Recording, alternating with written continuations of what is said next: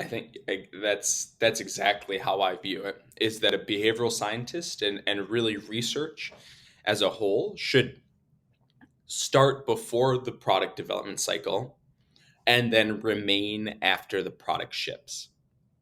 And everything in between, there's still a place for research to play, but I believe that the biggest value comes at the beginning. I'll give an example. When I was at Microsoft, one of the projects that I did was what I called a habit diary study. And I think that that's the best example of what you're talking about there. And so I was working with the product team to think about what are features for which we could create. And with this specific, I was on a team. I'll take a quick tangent to provide a little bit of context. I was on a team called Viva Insights, and Viva is a Microsoft product that's focused on helping increase employee engagement and well-being. And so we were looking at what, and then I should say Viva Insights is a product that helps do that through the aggregation of de-identified worker behaviors. So time spent in collaboration, really time spent in collaboration is the best way to put it. And so within that team, we had the idea of what were different features we could create to increase engagement and well-being. One of the biggest features we created was the focus time auto booking feature.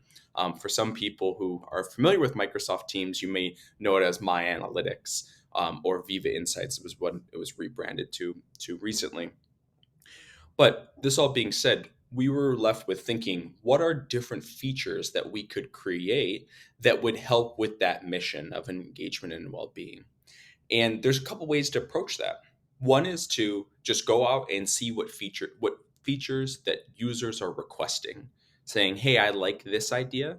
Can you go and build this idea?" Another way is just to get a bunch of smart people in a room and say, "Hey, what do you think we should build?" And both of those options have potential to create success.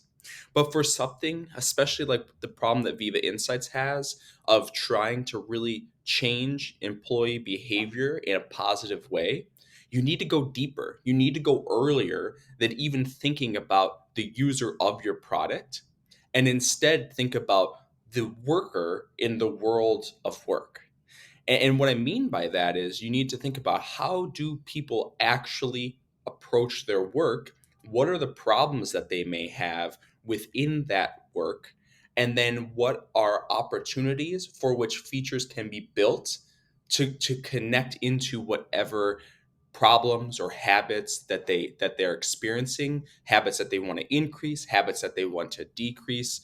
So I created what I call a habit diary study, and I call it habit because it was focused purely on what are the continuous or reoccurring behaviors that workers are experiencing as they're entering a hybrid environment where they were working both at home and at the office. And then I call it a diary study. Well, I should say it was a diary study because it was multiple interviews across, I believe it was four to 6 weeks. And then the reason I chose that component is, if you ask someone, tell me some behaviors that you've been doing at work that you don't want to do, you ask them once, they're going to tell you what is the freshest on their mind. They're going to say, "Oh, I just spent all day in email and that made me upset. That just happened yesterday." Maybe that's only happened once in the last month or two, but that's what they're choosing because it's present bias, it's front of their mind. So I added the temporal component, and I think the benefit of a diary study is you ask that person the same question over 4 weeks, and you get to start to see a pattern, because over that, with that temporal component, you're reducing present bias and you get to see what are the actual habits that this person wants to change. And so within this habit diary study, that's what we focused on. We looked at what were the behaviors that an individual was beginning to form in a hybrid work environment that they wanted to change. And those became a great opportunity for us to say that's the areas that we should go and build features, because we knew that as hybrid grew, that we were actually going to be able to have features out there to help people satisfy their needs.